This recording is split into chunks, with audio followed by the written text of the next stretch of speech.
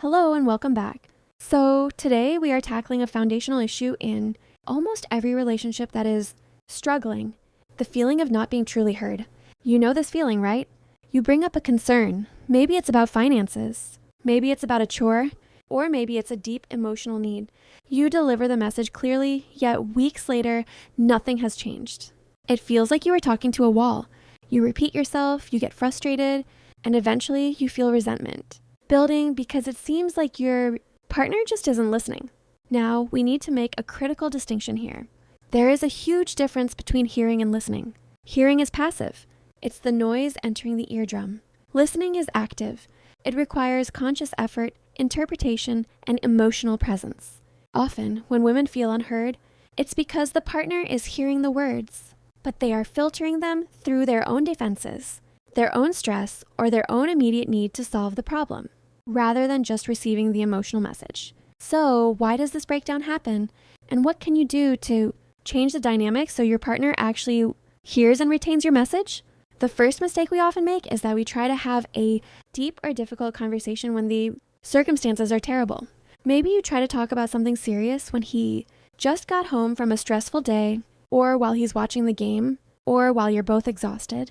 The setting matters. So the first critical step is to implement what I call the appointment conversation. You schedule the conversation.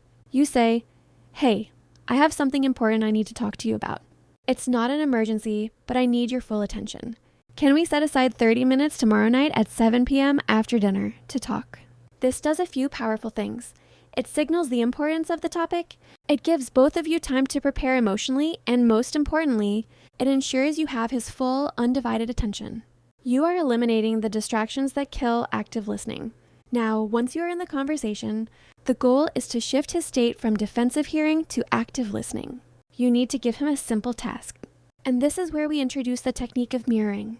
After you have stated your concern clearly, you immediately follow up with the instruction, "Before you respond, can you please tell me what you heard me say in your own words?" This is incredibly important. You are making him the temporary messenger.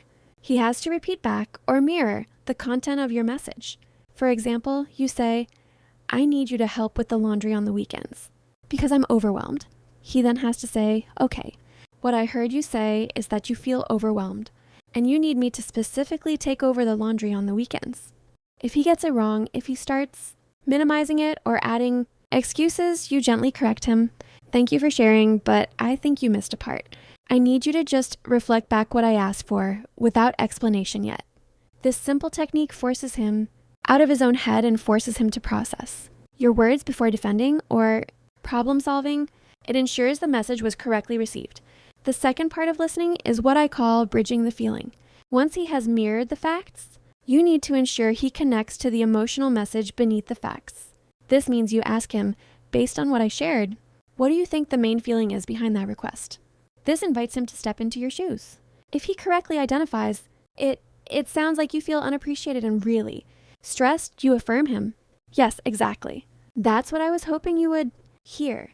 This positive affirmation reinforces his successful listening. If he misses the feeling, you gently guide him. "I appreciate you trying, but actually, the feeling I'm struggling with is feeling really lonely in my efforts." Why do we do this? Because communication is not just the transfer of data. It's the transfer of emotional information. If he understands the feeling, the loneliness, the stress, the fear, he is far more motivated to act on the request, the laundry, the chore, the time together. Finally, for the message to stick, you need to agree on a clear action plan. You can't just end the conversation with a feeling. You need a defined action. You say, "So to recap, you heard that I need help with the laundry on weekends because I feel stressed. What is the one concrete step you are committing to doing this week to address that?" By having him state the commitment, you are moving the conversation from theory into accountability. It's specific, it's measurable, and it gives you a way to check in later without resorting to frustration. So the next time you feel unheard, don't try to yell louder or repeat yourself more fiercely. Instead, follow these 3 steps. Schedule the appointment. Find a time and space for focused attention. Practice mirroring and bridging. Force him to repeat the facts, and then identify the underlying feeling. Define the action plan. Get a clear, specific commitment for change. Communication is a skill, and like any skill, it requires practice and a shared structure. By providing this structure, you are actually making it easier for him to succeed at listening and easier for you to feel valued and heard. I want you to try the mirroring technique this week on a small issue and let me know how it goes in the comments below. Thank you so much for being here, and I will see you next time.